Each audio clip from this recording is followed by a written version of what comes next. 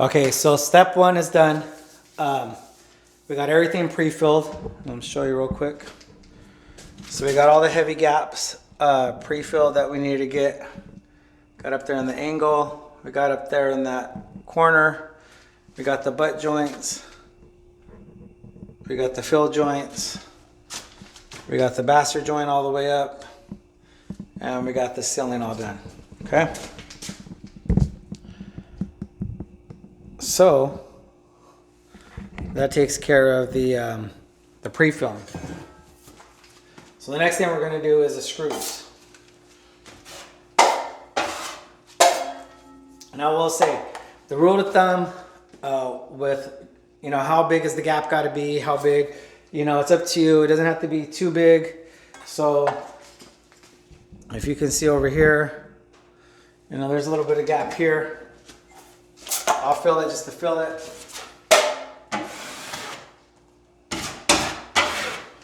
But you don't have to fill the whole thing, okay? If there's little tear-offs from the, maybe the screw busted it, then rip those off, okay? So the rule of thumb is usually like a nickel, I think. If a nickel can slide through, then pre-fill it. But other than that, we're gonna move on to the next one, which will be the screws. Remember, again, we're gonna use that same airplane technique. I'm gonna show you something about getting your mud out of the pan. Okay.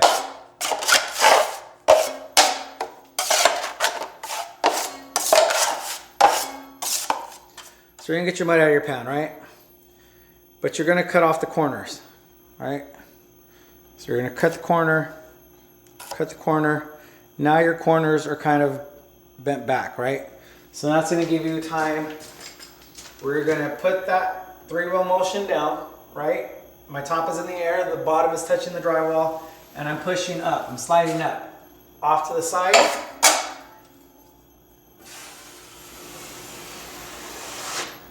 And I'm at about a 2. So going up, I have that bottom. This part is gonna be touching the drywall. The other part is up. I'm pushing up with my thumb. I'm going flat against the wall and scraping it. Then I'm gonna come back down like a 2.5.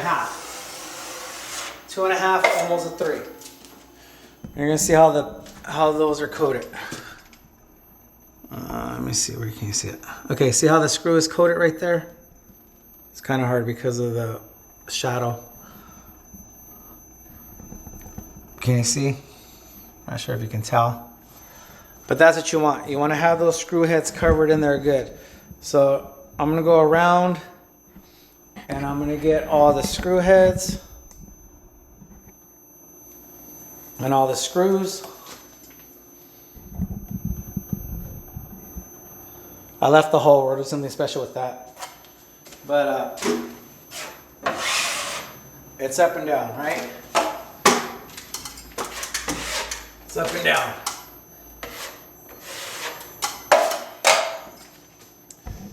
Okay, so there's one I wanted to show you. So let's say you have a hole here. There's a hole from the screw that we took out earlier. Okay. If you remember in a previous video, I showed you that there was the screw when we backed it out using the knife and the screwdriver tip.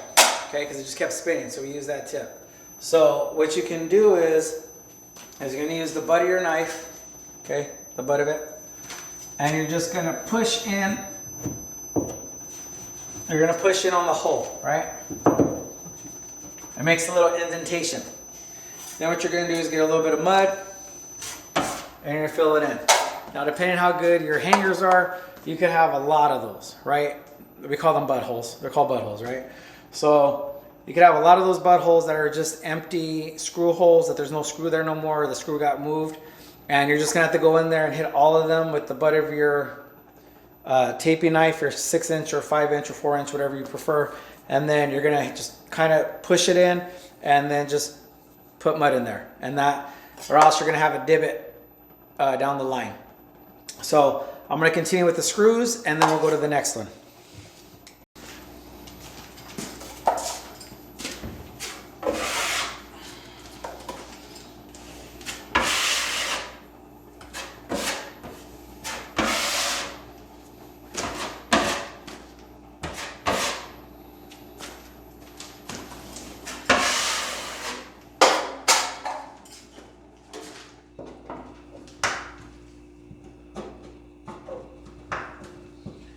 As you're going, if you see what we call flies, or the blackheads, it's the screws are sticking out past the mud, so the mud's not covering it.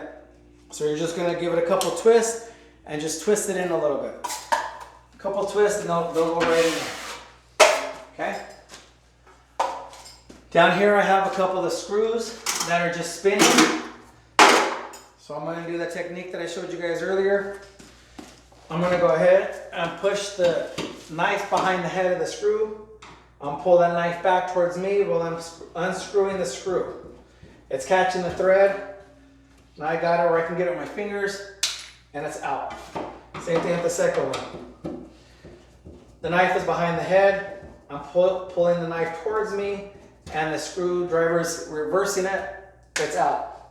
Now I have the two butt holes. So what I'm going to do is take the butt of my knife. I'm going to rub it in. I'm going to rub it in.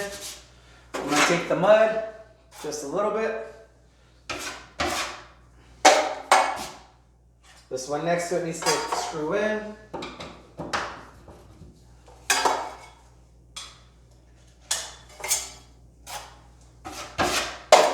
That's it.